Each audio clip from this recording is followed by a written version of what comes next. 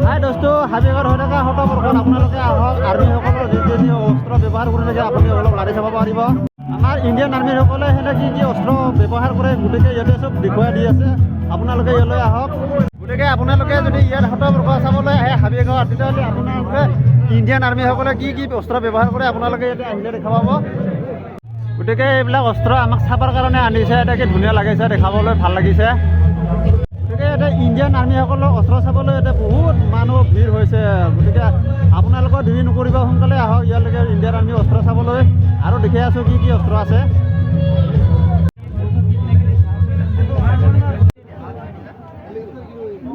বহুত ধুনীয়াকৈ ৰাইজক চাবৰ কাৰণে ইহঁতে আনিছে বহুত কষ্ট কৰি ইয়াতে সজাই পৰাই থৈ দিছে গতিকে আপোনালোকে আহক ইয়াতে গতিকে আপুনি ইণ্ডিয়ান আৰ্মী অস্ত্ৰটো চাবলৈ হ'লে আপোনালোকে ইয়াতে 8টা বজাত উপস্থিত হ'ব লাগিব 8টা বজাৰ পিছত এইটো বন্ধ কৰি থৈ যায় আকৌ নেক্সট দিনা আকৌ ৰাতিপুৱা 10টা বজাৰ পিছৰ পৰাহে দেখাবলৈ পাব গতিকে আপোনালোকে সোনকালে আহিব আৰু সোনকালে চাব গতিকে সিহঁতে দেৰিলৈকে নাথাকে গতিকে লৈ গুচি যায়